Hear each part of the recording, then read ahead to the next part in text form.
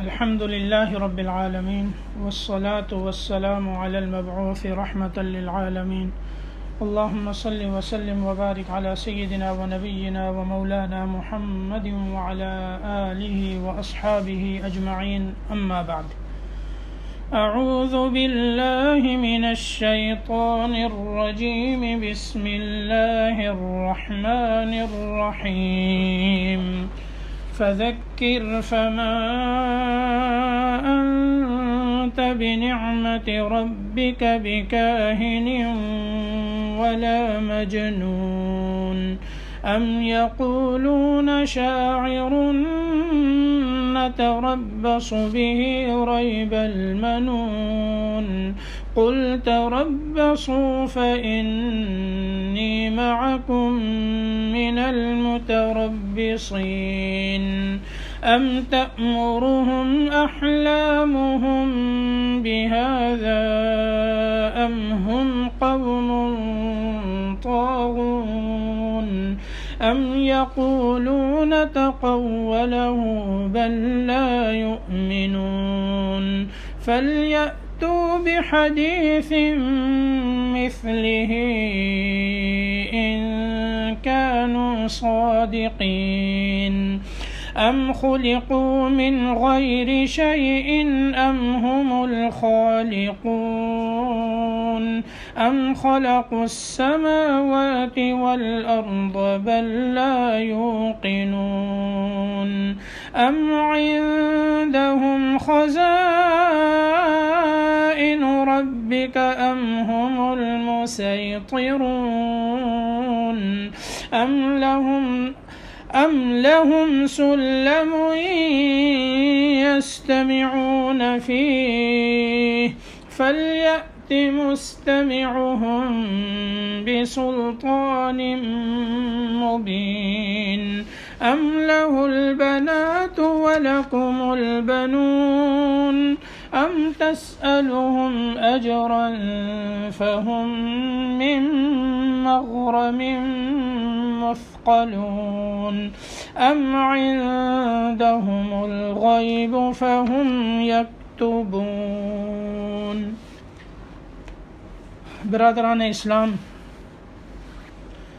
سورۃ الطور کی 29 نمبر آیت ہے۔ پچھلے درس میں انہی آیات کی روشنی میں آپ صلی اللہ تعالی علیہ وسلم کی عظمت، آپ کا مقام اور آپ کی شان کو مختصراً بیان کیا تھا۔ اب ان آیات کی تفسیر ترجمے کے ساتھ آپ سماعت فرمائیں۔ اس پہلی آیت میں اللہ رب العزت ارشاد فرماتے ہیں فذکر فما انت بنعمت ربک بکاہن ولا مجنون، آپ سمجھاتے رہیں، یعنی یہ میرے نبی صلی اللہ تعالی علیہ وسلم آپ ان مضامین سے لوگوں کو سمجھاتے رہیے۔ فما انت بنعمت ربک بکاہن ولا مجنون، کیونکہ آپ اللہ پاک کے فضل و کرم سے نہ تو کاہن ہیں اور نہ ہی مجنون ہیں۔ جیسے مشرکین مکہ آپ کو کاہن بھی کہتے تھے اور نعوذ باللہ مجنون بھی کہتے تھے، شاعر بھی کہتے تھے، ساحر بھی کہتے تھے۔ پچھلے درس میں اس کا جواب رب العالمین کی طرف سے آپ کو بتایا گیا تھا۔ جیسے سورۃ والضحیٰ جب نازل ہوئی، اس کے بعد وحی کا سلسلہ رک گیا تو کافروں نے یہ کہنا شروع کر دیا کہ ان کے شیطان نے نعوذ باللہ ان کو چھوڑ دیا ہے، اور اسی طرح وہ یہ بھی کہتے تھے وَيَقُولُونَ إِنَّهُ لَمَجْنُونَ، کہ یہ نعوذ باللہ دیوانے ہیں۔ تو یہاں اللہ پاک نے فرمایا کہ آپ انہیں سمجھاتے رہیں، کیونکہ آپ اللہ کے رسول ہیں اور آپ اللہ کے پیغامات کو ان تک پہنچاتے ہیں، تو آپ انہیں سمجھاتے رہیں۔ اللہ کے فضل سے نہ تو آپ کاہن ہیں اور نہ مجنون ہیں، کیونکہ اللہ پاک نے آپ کو نبی بنایا، رسول بنایا، اور جو کاہن ہوتا ہے وہ نبی نہیں ہو سکتا، اور جس کو اللہ نے عقل سلیم عطا فرمائی ہو وہ مجنون نہیں ہو سکتا۔ تو اللہ نے آپ کو نبی بنایا اور رسول بنایا، اور اللہ نے آپ کو عقل سلیم عطا فرمائی، تو جب آپ اللہ کے نبی ہیں تو کاہن نہیں ہو سکتے، کیونکہ کاہن کو نبوت نہیں ملتی، ولا مجنون، اور اللہ نے آپ کو عقل سلیم عطا فرمائی ہے، عقل سلیم رکھنے والا مجنون نہیں ہو سکتا۔ دیوانہ تو وہ ہوتا ہے، پاگل تو وہ ہوتا ہے جس کی عقل کام نہ کرے، آپ کو تو اللہ نے عقل سلیم عطا فرمائی۔ اسی طرح ام یقولون شاعر نتربص به ریب المنون، ہاں کیا یہ لوگ یوں بھی کہتے ہیں کہ یہ شاعر ہیں، ہم ان کے بارے میں حادثہ موت کا انتظار کر رہے ہیں۔ ام یقولون شاعر، تو اللہ پاک نے فرمایا وما علمناه الشعر وما ينبغي له، ہم نے اپنے نبی کو شعر سکھایا نہیں اور یہ نبی کی شایان شان نہیں۔ تو ان کافروں نے کہا کہ دیکھو جس طرح دوسرے شعراء آئے اور وہ بھی اپنے اپنے وقت پر ہلاک ہو گئے، اسی طرح ان کو بھی قید کر دو اور پھر یہ بھی اپنے وقت پر جو ہے ہلاک ہو جائیں گے اور مر جائیں گے، تو ہماری جان چھوٹ جائے گی۔ تو انہوں نے یہ کہا نتربص به ریب المنون، ہم ان کے بارے میں حادثہ موت کا انتظار کر رہے ہیں کہ موت آئے گی اور یہ چلے جائیں گے، جس طرح دوسرے شعراء آگے اللہ پاک نے اپنے نبی صلی اللہ علیہ وسلم کی بزبان یہ جواب دیا قل تربصوا فإنی معکم من المتربصین، تو آپ فرما دیجئے کہ تم منتظر رہو، سو میں بھی تمہارے ساتھ منتظر ہوں، یعنی تم بھی انتظار کرو میں بھی انتظار کرتا ہوں، یعنی تم میرا انجام دیکھو میں تمہارا انجام دیکھتا ہوں۔ اس میں اشارہ ہے کہ میرا انجام فلاح اور کامیابی ہے اور تمہارا انجام خسارہ اور ناکامی ہے۔ یہ مطلب ہے کہ تم بھی انتظار کرو میں بھی انتظار کرتا ہوں۔ کہ انتظار کیا ہے؟ یعنی اللہ مجھے کامیاب کریں گے، میرا انجام کیا ہے؟ کامیابی ہے، اور تمہارا انجام ناکامی ہے اور خسارہ ہے۔ اب اس سے یہ نہ سمجھیں کہ تم انتظار کرو میں انتظار کرتا ہوں، یعنی تم میری موت کا انتظار کرو، اب میں بھی انتظار کرتا ہوں کہ مجھے موت نہیں آئے گی اور تمہیں جو ہے وہ آ جائے گی، یہ مطلب نہیں۔ مطلب یہ ہے کہ انتظار کرو میں انتظار کرتا ہوں۔ تم کیا چاہتے ہو کہ یہ دین مٹ جائے گا، ختم ہو جائے گا؟ یہ دین نہیں مٹے گا۔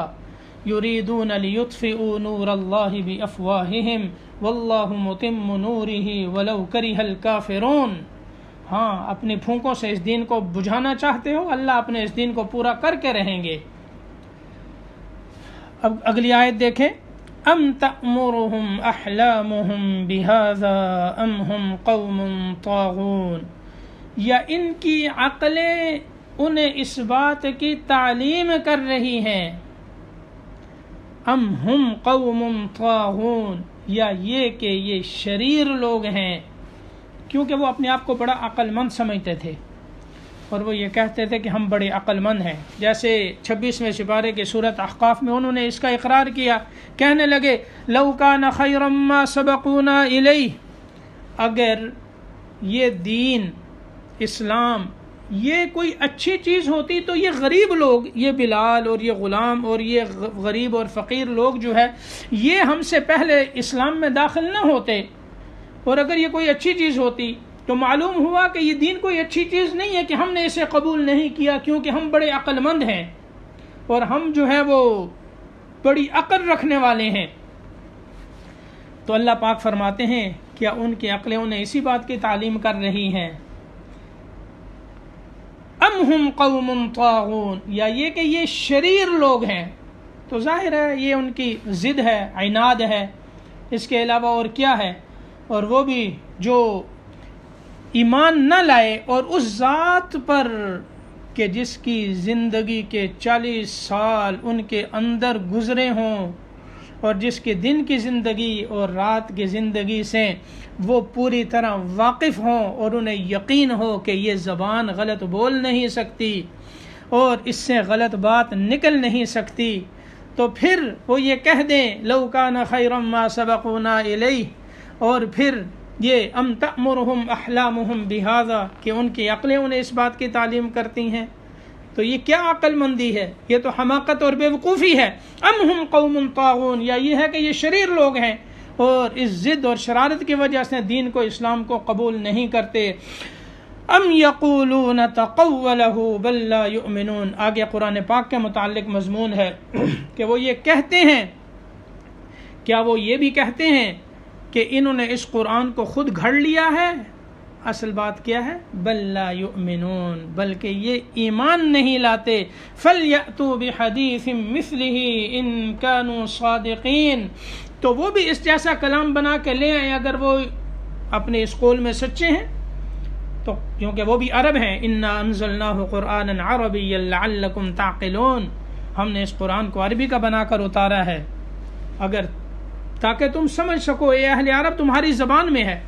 تو قریش مکہ جب آپ صلی اللہ تعالی علیہ وسلم تلاوت فرماتے، قرآن نازل ہوتا، تو انہوں نے قرآن کے متعلق کیا کہا؟ کہنے لگے ام یقولون افترا، یہ قرآن یہ خود گھڑ کے لے آئے ہیں، ام یقولون تقولہ، اس کو خود بنا کے لے آئے ہیں، ان ھذا الا افک افتراہ واعانہ علیہ قوم آخرون، یہ دن کو بیٹھ کر سوچتے ہیں، ان کے ساتھی ان کی مدد کرتے ہیں اور پھر یہ ایک مضمون بناتے ہیں اور وہ ہمیں آ کر سنا کر کہتے ہیں کہ یہ قرآن ہے اور اللہ نے اتارا ہے۔ یہ ہو نہیں سکتا کیونکہ یہ ان کا اپنا بنایا ہوا ہے۔ ان ھذا الا اساطیر الاولین، یہ پہلے لوگوں کے قصے اور کہانیاں ہیں۔ اللہ پاک نے فرمایا کہ ٹھیک ہے تم بھی عرب ہو، فصاحت اور بلاغت کے اندر تمہارا اونچا مقام ہے، عربی کے اندر ماہر ہو تم، فصاحت اور بلاغت تمہارے سامنے کیا چیز ہے؟ اگر یہ قرآن میرے نبی نے بنایا ہے تو تم بھی اس طرح کا قرآن بنا کے لے آؤ۔ قل لئن اجتمعت الانس والجن على ان یأتوا بمثل هذا القرآن لا یأتون بمثله، تمام جن اور انس قیامت تک کے آنے والے سب جمع ہو جائیں اور مل کر اس جیسا قرآن بنانا چاہیں تو اللہ پاک فرماتے ہیں اس جیسا قرآن نہیں بنا سکتے، جس کے اندر فصاحت اور بلاغت اور یہ عجائبات ہوں، وہ اس طرح کا قرآن نہیں بنا سکتے۔ پھر اللہ نے فرمایا کہ فَأْتُوا بِعَشْرِ سُوَرٍ مِثْلِ، 10 صورتیں بنا کے لے آؤ، چھوٹی چھوٹی 10 صورتیں وہ بنا کے لے آؤ۔ جب نہ بنا سکے اللہ نے فرمایا فَأْتُوا بِسُورَةٍ مِّن مِّثْلِ، اس جیسی ایک ہی صورت بنا کے لے آؤ، چھوٹی صورت اِنَّا أَعْطَيْنَاكَ الْكَوْثَرَ فَصَلِّ لِرَبِّكَ وَانْحَرْ إِنَّ شَانِئَكَ هُوَ الْأَبْتَرُ، یہ چھوٹی سی صورت ہے، اس جیسی چلو کوئی ایک صورت بنا کے لے آؤ۔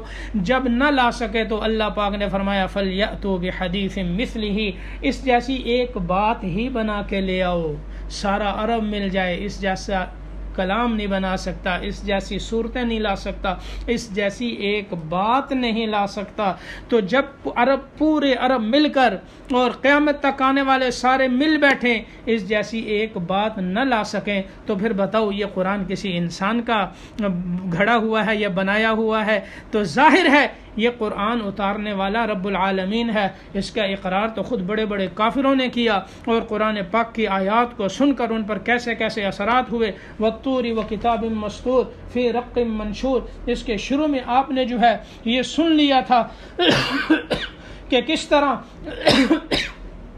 صحابہ نے اس کو سنا اور پھر کیا حالات ہوئی۔ فَاصْدَعْ بِمَا تُؤْمَرُ وَأَعْرِضْ عَنِ الْمُشْرِكِينَ، ایک اعرابی نے یہ آیت سنی تو اونٹ سے نیچے گر گیا، قرآن نے اثر کیا، تو قرآن کے اندر بڑا اثر تھا، اور بڑے بڑے رؤساء جو ہے اس قرآن کو چھپ کر سنتے تھے، جانتے تھے کہ یہ اللہ کا کلام ہے لیکن مانتے نہیں تھے کیونکہ ان کو ایک ضد تھی اور عناد تھا جس کی وجہ سے انہوں نے انکار کیا۔ تو اللہ پاک نے فرمایا فَلْيَأْتُوا بِحَدِيثٍ مِّثْلِهِ إِن كَانُوا صَادِقِينَ، کہ اس جیسی ایک بات ہی لے آئیں اگر یہ سچے ہیں۔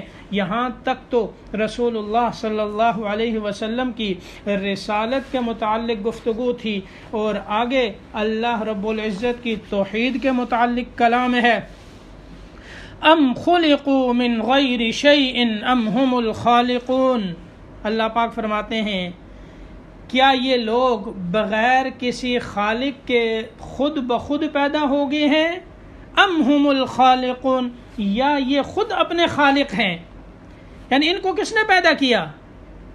بغیر کسی بنانے والے کے بن گئے یا انہوں نے اپنے آپ کو خود بنا لیا؟ وَلَئِن سَأَلْتَهُم مَّن خَلَقَهُم لَيَقُولُنَّ اللَّهُ، اگر آپ ان سے پوچھو من خلقہم، ان کو کس نے بنایا، لَيَقُولُنَّ اللَّهُ، یعنی اس کا وہ اقرار کرتے تھے کہ اللہ نے ہمیں بنایا ہے۔ اور آسمان اور زمین کے متعلق پوچھو، وَلَئِن سَأَلْتَهُم مَّن خَلَقَ السَّمَاوَاتِ وَالْأَرْضَ وَسَخَّرَ الشَّمْسَ وَالْقَمَرَ لَيَقُولُنَّ اللَّهُ، یہ آسمان اور یہ زمین اور یہ چاند اور یہ سورج کس نے بنائے؟ تو کہتے تھے اللہ نے۔ آگے اللہ فرماتے ہیں ہم خلق السماوات والارض، یا انہوں نے آسمانوں کو اور زمین کو پیدا کیا ہے۔ یعنی ایک تو یہ ہے کہ کیا یہ بغیر خالق کے خود بن گئے ہیں یا اپنے خالق خود ہیں، یا یہ ہے کہ انہوں نے آسمان اور زمین کو پیدا کیا ہے۔ بل لا یوقنون، بلکہ اصل بات کیا ہے کہ وہ یقین نہیں لاتے۔ اب یہاں اللہ نے فرمایا تم اس چیز کا اقرار کرتے ہو کہ تمہارے خالق بھی اللہ، آسمانوں اور زمینوں کے مالک اور خالق بھی اللہ، تو جب اللہ مالک اور خالق ہیں، وہ پیدا کرنے والے ہیں، تمہارے خالق بھی اللہ ہیں، وہ تمہیں پیدا کرنے والے ہیں، تو جو ذات تمہیں پیدا کر رہی ہے اس کی پیدا کرنے میں کوئی اس کا شریک نہیں، تو پھر یوں سمجھو کہ وہ ذات تنہا عبادت کے لائق ہے، وہی معبود برحق ہے، اس کے ساتھ عبادت میں کوئی دوسرا شریک نہیں۔ تو جب تم اس بات کے اقرار کرتے ہو کہ تمہیں پیدا اللہ نے کیا، آسمان اور زمین کو پیدا اللہ نے کیا، تو پھر توحید الوہیت میں کیوں آ کر شرک کرتے ہو؟ اس اللہ کو وحدہ لا شریک کیوں نہیں مانتے؟ اور پھر یوں کہتے ہو ان ھذا لشیء عجاب، کہ یہ بڑی عجیب بات ہے کہ ہم سارے معبودوں کو چھوڑ دیں اور ایک کو جو پکڑ لیں اور اس ایک کی عبادت کریں۔ یہ تمہارے دعوے، یہ کیسے دعوے ہیں؟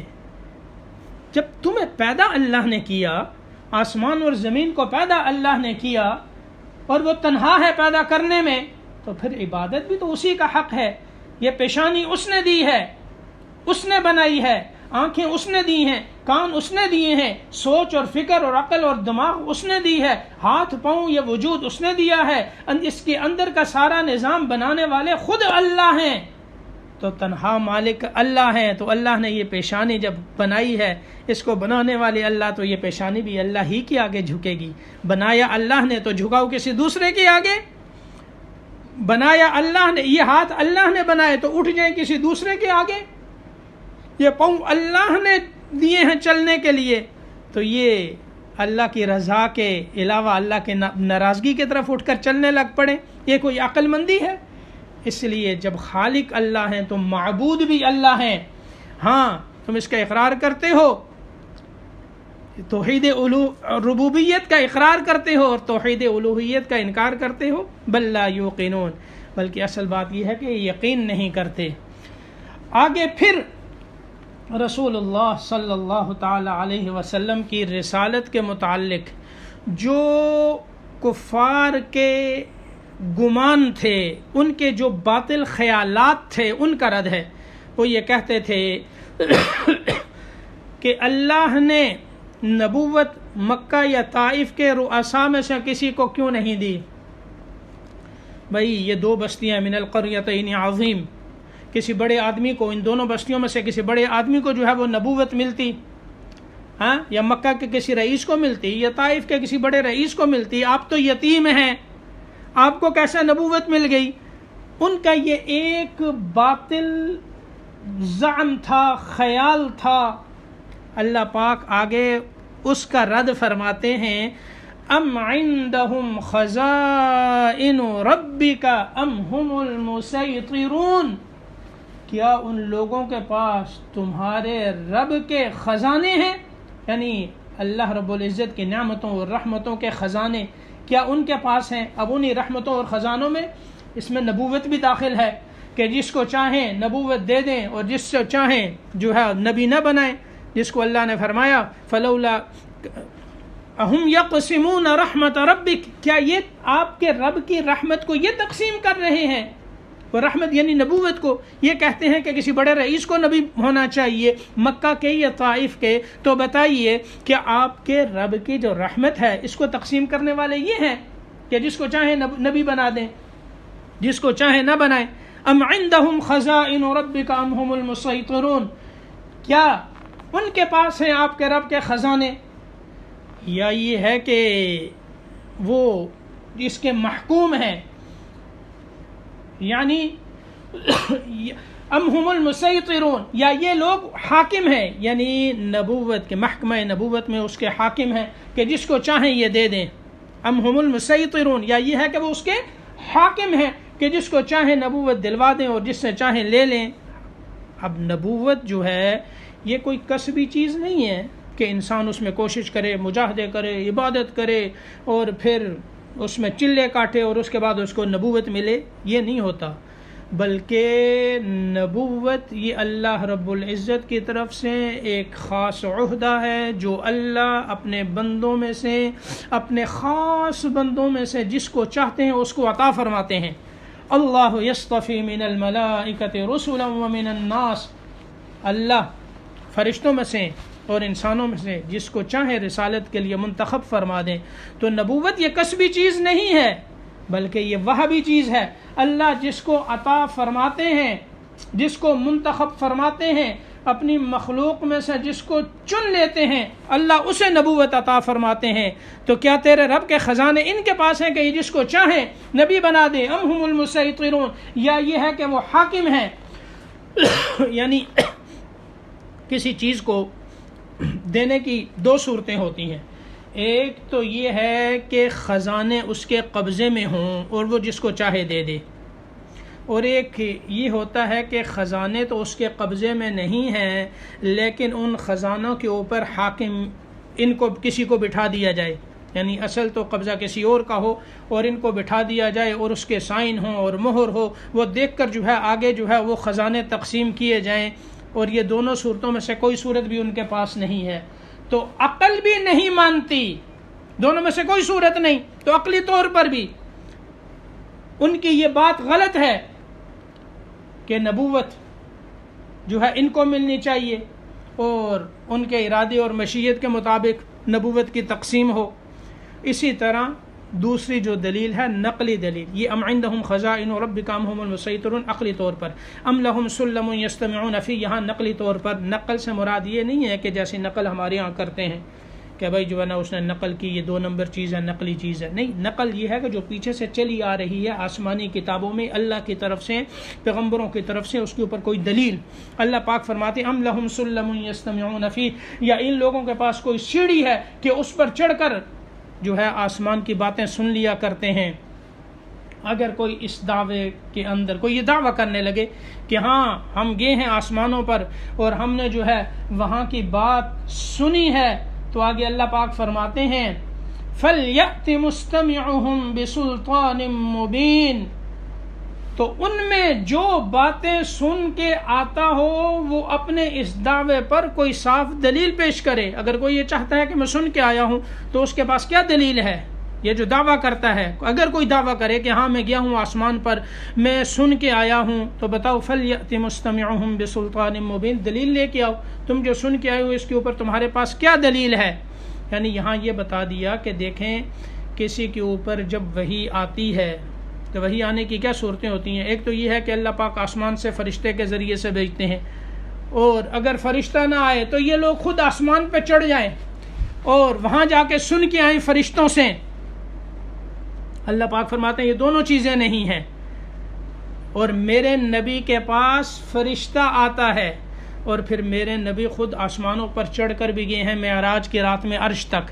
اللہ نے وہاں بھی وحی بھیجی اور اللہ نے جبریل کے ذریعے سے بھی وحی بھیجی، تو فرشتہ بھی آیا اور آپ خود بھی اوپر گئے. یہ دونوں چیزیں تو میرے نبی کے ساتھ خاص ہیں، اور تم یہ کہتے ہو کہ نبوت اس کو ملنی چاہیے. تو کیا ہے تمہارے پاس اس کی دلیل؟